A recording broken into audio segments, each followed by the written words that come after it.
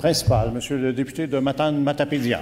Monsieur le Président, lorsqu'en novembre 2012, le gouvernement du Parti québécois a déposé un projet de loi créant le Bureau des enquêtes indépendantes, le principe était simple. Les enquêtes de la police sur la police ne sont plus acceptables.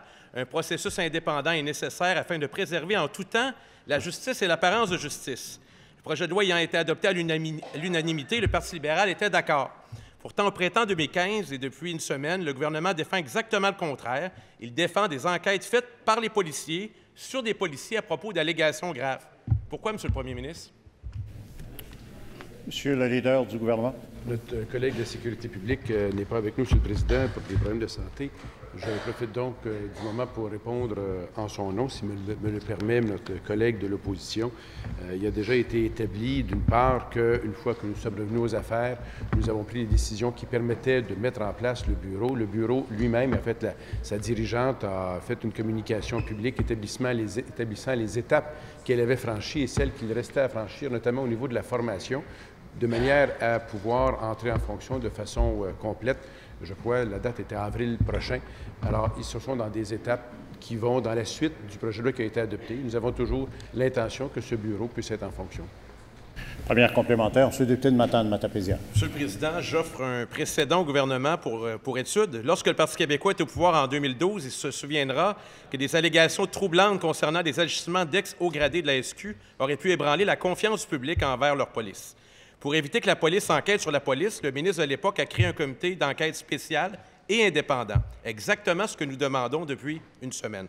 Qu'est-ce qui empêche le premier ministre de faire exactement la même chose aujourd'hui dans le dossier de Val-d'Or? Monsieur le leader du gouvernement. Je pense qu'on connaît tous là, les nouvelles récentes sur le sujet. Le SPVM fait enquête, il y a une question d'observateur. Donc, pour permettre qu'il y ait justement cette indépendance-là, je sais aussi qu'il y a une volonté que les Autochtones soient aussi mis à contribution dans ce type d'enquête et du côté des observateurs. Enfin, c'est des nouvelles que nous avons tous. Alors, je crois qu'on est en mesure d'avoir cette démarche-là qui puisse être accomplie de façon indépendante. Ceci étant dit, il n'y a pas que cet élément-là dans l'ensemble de l'œuvre. Il y a toutes les relations à rebâtir et nous savons tous que le premier ministre, d'ailleurs c'est public, avec notre collègue des Affaires autochtones, va entreprendre de façon très intensive des rencontres et des discussions avec les Autochtones, Monsieur le Président. Deuxième complémentaire, Monsieur le député de Matane-Matapédia. Monsieur le Président, je viens d'exposer un précédent qui est à la disposition du gouvernement. Il n'y a rien qui l'empêche de procéder. S'il y a un blocage, il s'explique comment, au bureau de la ministre de la Sécurité publique, au bureau du premier ministre. On aimerait pouvoir procéder maintenant. Je pense que c'est la demande de la population qu'on puisse y aller en toute transparence et en toute indépendance.